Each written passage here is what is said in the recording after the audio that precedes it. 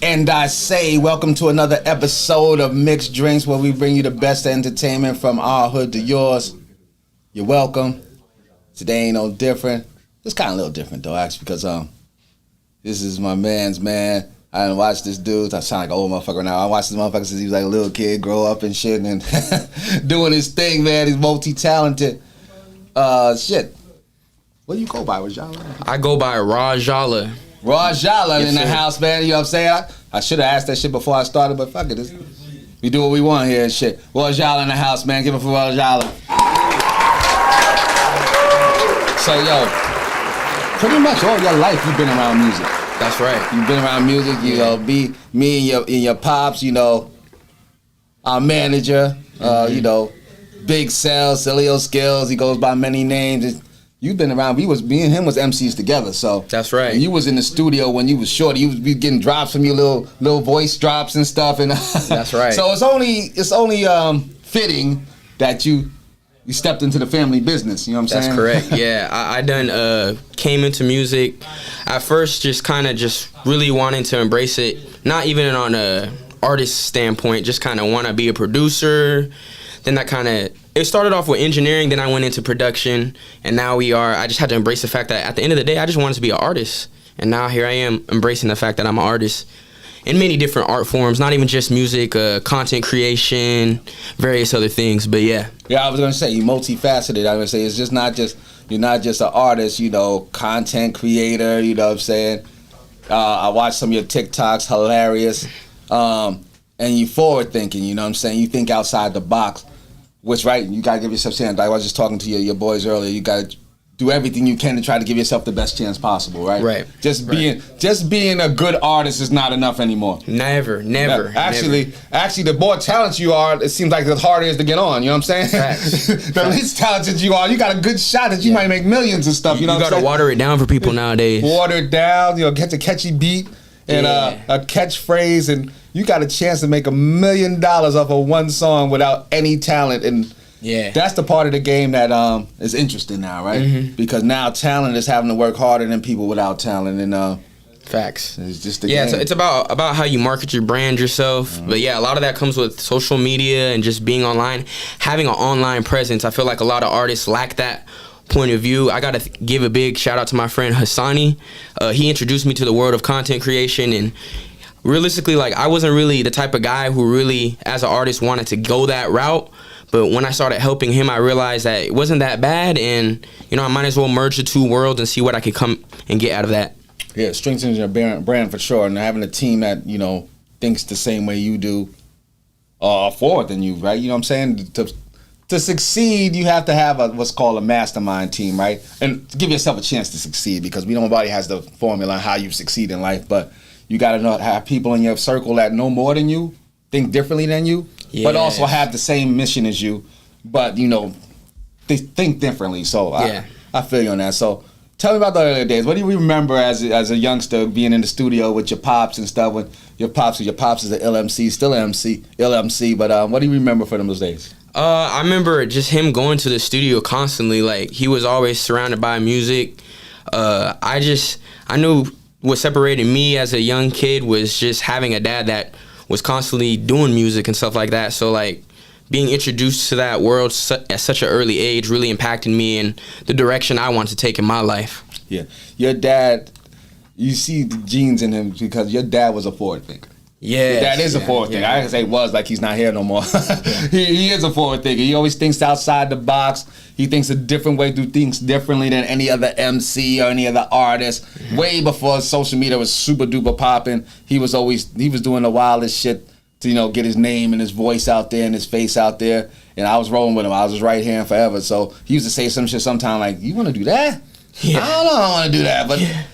But it'd be a good idea, you know what I'm saying? Yeah, and we would go places and the people would remember us because of it and shit. So, he would make us look bigger than we was when we wasn't even that big, you know what I'm saying? So, I see that in you. I see you see miles away. You don't look right here. You look way down there. Definitely.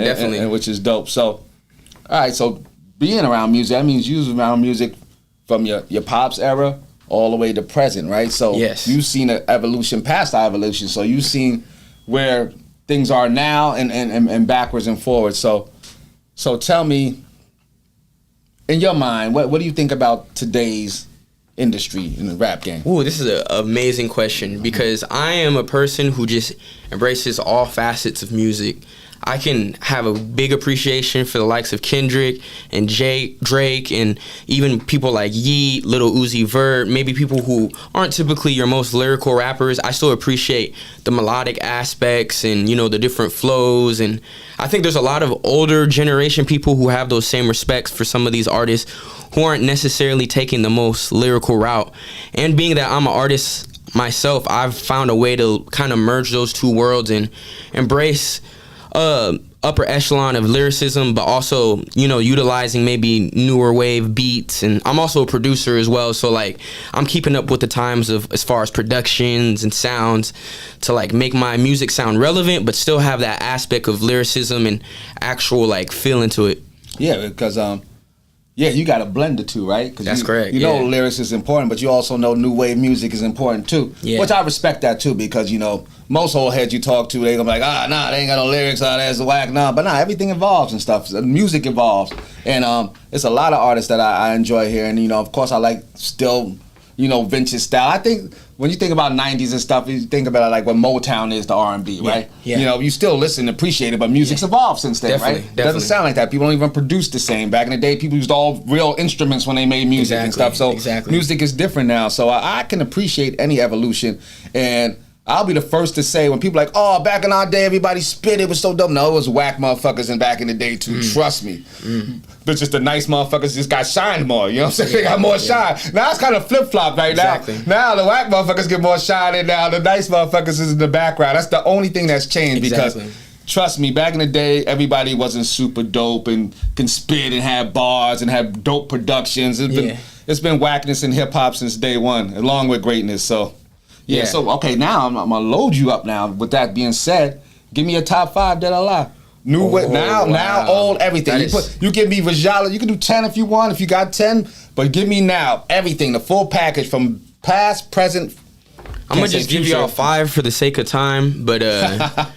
Make it easy on yourself? Yes. I'm gonna throw Jay-Z in there. Gotta say Hov. I'm gonna say... Yeah, gotta say Hov. I'm trying to notice how people don't like Hov. I didn't know that and shit. Yeah, isn't that crazy? People don't like Jay-Z? That's insane, man. That's insane. But go ahead, I'm sorry. I'm gonna say Jay, not only for what he's done to hip-hop, but also the culture and the business of hip-hop. Facts. Like, a lot of artists look up to him as far as being a business mogul in hip-hop, and I think that's important for his artists because at the end of the day, it is a music business. Yes. Jay, people are gonna probably think this is a random throw-in, but I'm gonna say Tory Lanez. For me, as far as a new generation, I think he's heavily slept on as far as being an artist who can, you know, navigate through different worlds, whether it's R&B, whether it's pop, whether it's you know, lyricism and all that stuff. I'm gonna say Kendrick, of course. Kendrick's definitely got to be up there. You know, I'm a young guy, so I got to show my appreciation to Kendrick.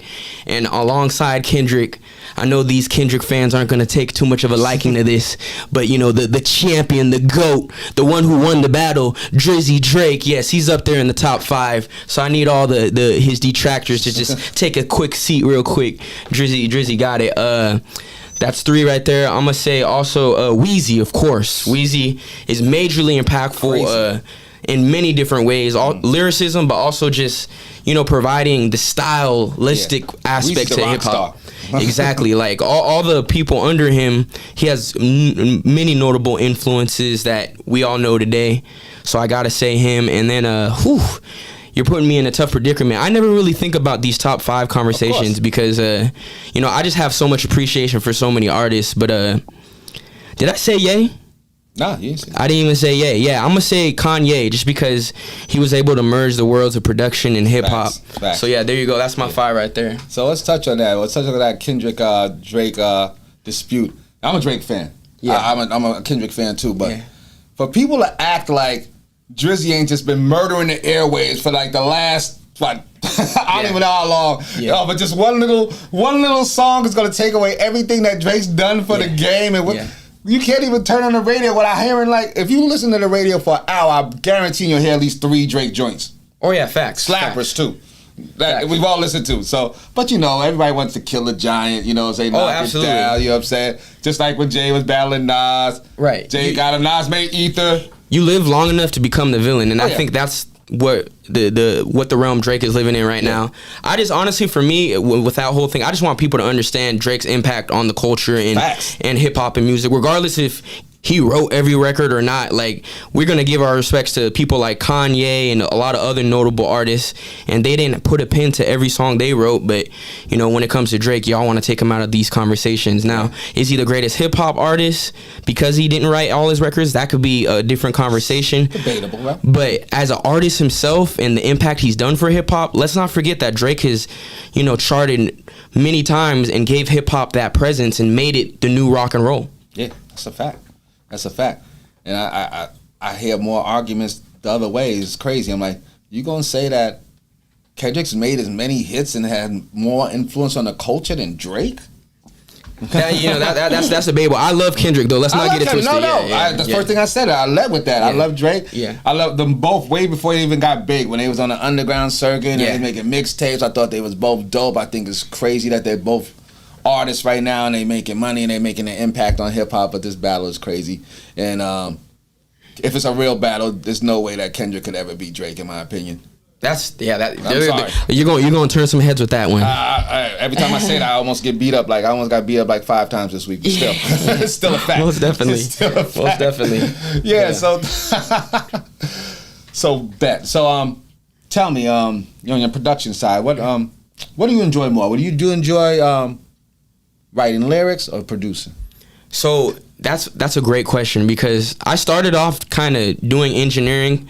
Like, I kind of took a back seat when it came to music. I started off with engineering, then kind of slowly moved to production, because I realized, I need beats for myself. And, you know, searching for beats was cool, but I was like, you know, let me try to take a crack out of this. I started getting really good at making beats, and then I just realized I don't want to really pursue just being in the back seat. We could go in the whole zodiac thing. I'm a Leo, so my presence has to be known. So I was like, I'm seeing other people coming in the studio. I'm charging them studio time, and they're rapping, and I'm like, okay, I'm better than some of these niggas. Like, I need to go ahead and show niggas what time it is as far as me being an artist. So I just had to kind of develop my sound and hone it all in. And, you know, I would say that as far as those two things, like, out of all things as far as hip-hop goes, writing music and lyricism is my favorite aspect of it. Writing is dope. Yeah. And I like the combo. You can see the old school influence with present time influence. You sing, you know what I'm saying, you spit, you hit people from a lot of different angles, which I always thought was dope about an artist, you know, being well-rounded, right? Yes, sir. You don't just want to sound one way, you know. Some artists, they're good, but they literally only can make this type of music. They can't go any other angle. And I like the fact that you consciously, you know, try to do the others to show you, you know, your versatility. Yes, sir. So to speak. So that, yes, sir. So that's dope. So so you starting to perform now, right? You just had a performance. Yes, I just had a performance with my boy Jilly Jinx. He's in the building right now in the back, man. That dude is a huge impact to what I've been doing as of lately. Him and my other guy, Quet. Others know him as JJ. These are my three of us make up the group Third Eye, working alongside a small group of management, and we're, you know, getting opportunities performing. We just opened up for Sugar Free and had an amazing show. Yeah, that's dope. I was just going to speak about that. Sugar Free, about old school as you can get, right? Yes, sir. So how was that experience being around a blended crowd? Because I'm sure it was, you know, a lot of old school heads there. Yeah. To see Sugar Free, they got huge following. Sugar Free, there's a few artists that come out as timeless. Whenever they come to San Diego, they gonna get a big following. So how was that? That was actually, oddly enough, being that, you know, we're on the younger end of the spectrum, the old heads were really receptive to our style of music, because, like I said, we still value lyricism and, you know, just real good art within music. Like, you know, we ain't just throwing shit out there. So we had a good turnout with that whole thing. Yeah, so you got shows going up. You gonna keep doing that this summer? You gonna yes, sir. Yes, sir. We're gonna be doing more shows, more music videos, all that. Yeah, because that's where you get your sparring at, right? You get your hooks in, right? You got to stay on stage, keep that. Because writing lyrics and making music is one thing. Delivering it to our audience is something totally hugely different.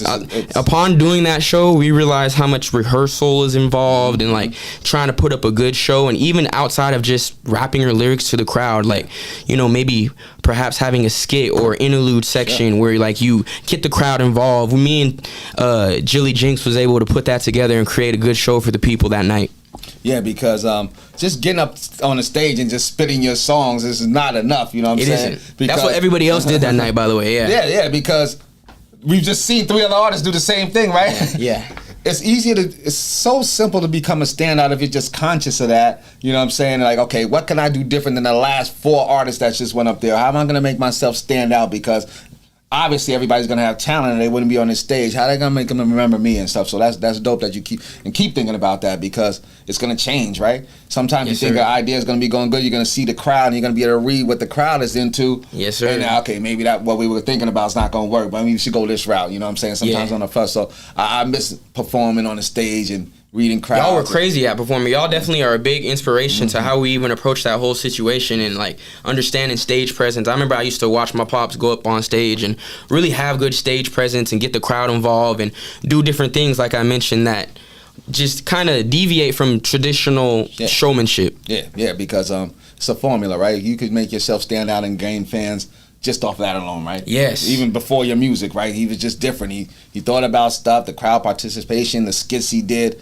Yeah. I can't wait to see him again. So I love the fact that, like I said, you your pop's son for sure, and I'm looking forward to continuing to watch your journey. Yes, sir. Because this is passing the torch. Shout out Cilio Skills. Shout out to Cilio Skills, management, friend, brother, for sure. So we always rock with him, man. He's made all our logos. He's been an advisor. He's part of the squad tenfold, and he knows that. I can't even call him, man, because if I call him, we're going to talk on the phone for like 3 hours. I can't even call your pops. I do the same thing. Every time I go home. 3 hours to spare. If I don't got 3 hours to spare, I can't even call your pops, man, because his energy, his mind, how he thinks, and plus our countless memories go on and on. So where you see yourself? What's your goal? What do you see yourself doing? You know, I see you building a squad. I see part of a group. So yes, what's your goals? My goal personally is just die doing what I love. That's what I want to do in life, is die doing what I love. In this world, we're a cog in the system, working for another person. All I want for people is to just die doing what they love, period. Yeah, because I was talking to one of your mans, and I was telling him that I had jobs where I made the bag, crazy bag. I didn't love the job. I had jobs where I loved the people that I worked with. You know, the crowd, the energy was crazy. Everyone loved each other. I didn't love the job. Yeah. I love doing this. You know what I'm saying? I love doing this. I love bringing entertainment to the people. I love our other podcasts, you know, and everything we do with that. And it's the first time, and I'm an old head, that I had a job that I loved. So to recognize that in an early age is dope as fuck. Hell yeah. You get caught up I just want to make some money. I just want to be able to buy the things I want. I want to be able to go to places I want to do. But do you love it? Yes. You know what I'm saying? Yeah. Because that job came and went. So the bag came, the bag went. You know what I'm saying? That's right. And then at the end of the day, like, I made some money, but I hated that job. You know what I'm saying? I hated the people, whatever reason. So exactly. Do what you love. Do what you love, people, because this shit goes fast. Yes. It goes fast. I know you talk about probably you just think about, damn, I just graduated high school. Oh, yeah. Like it was yesterday. It flies by. And then all of a sudden 5 years go by. Yeah. Then you're 21. Yeah. And then you're 31. Yeah. Then you blink. Yeah. And all this time, those years have passed. You didn't do anything you loved the whole time. Exactly. You know.